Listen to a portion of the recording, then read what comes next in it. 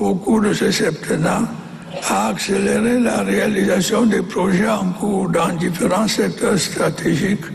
Après une élection présidentielle, une question revient presque toujours. Une question simple, presque banale. Quand aura lieu le remaniement ministériel? Dans de nombreux pays, la réponse est rapide. Quelques jours, quelques semaines. Au Cameroun, cette question reste suspendue, sans date, sans indication, sans explication. Et pourtant, un gouvernement n'est pas un détail. C'est l'ossature visible du pouvoir. Dans la plupart des systèmes politiques, le remaniement, après une élection, a un sens clair. Il sert à traduire le nouveau mandat en actes, récompenser ou sanctionner, ajuster les priorités, envoyer un signal politique fort. Un remaniement, ce n'est pas seulement changer des noms, c'est dire « voici comment le pouvoir entend gouverner maintenant ». Alors, pourquoi au Cameroun, ce moment paraît-il toujours incertain? Qui décide encore du destin du Cameroun, le présent ou le passé?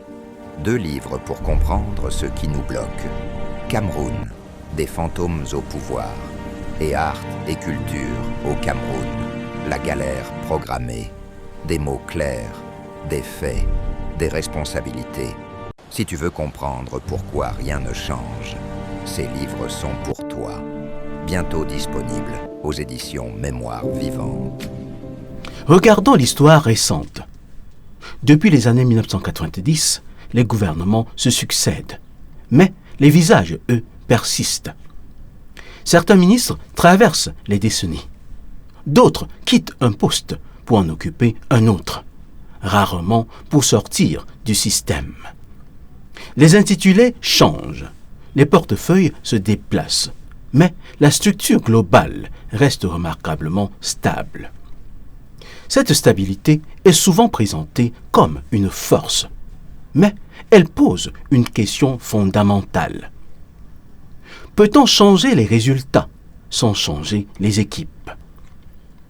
Au Cameroun, le gouvernement n'est pas seulement un organe exécutif, c'est aussi un espace politique fermé.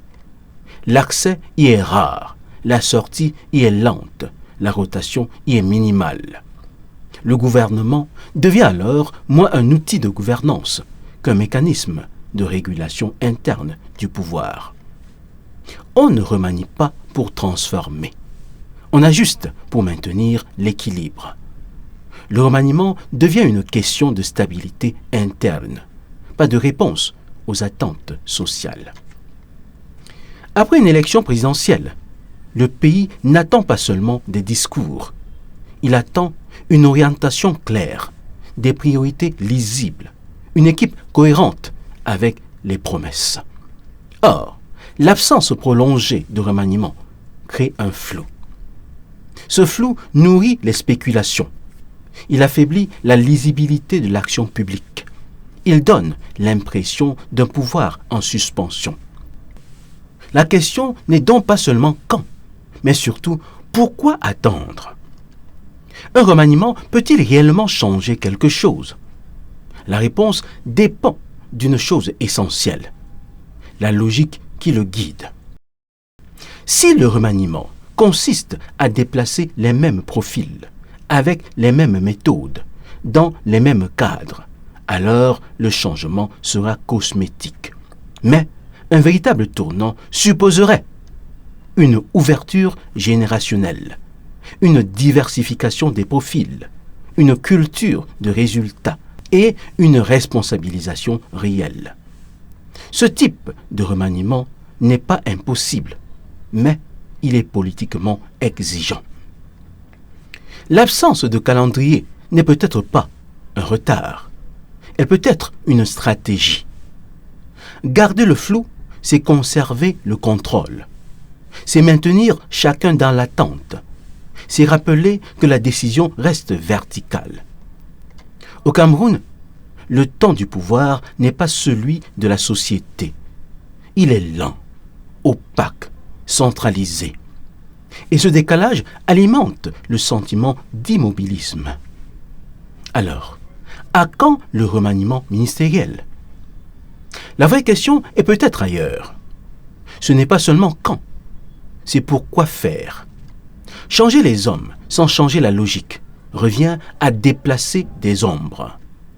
Et tant que le pouvoir ne se renouvelle pas dans sa manière de gouverner, le remaniement restera une attente, plus qu'un espoir. Qui décide encore du destin du Cameroun? Le présent ou le passé? 2 livres pour comprendre ce qui nous bloque.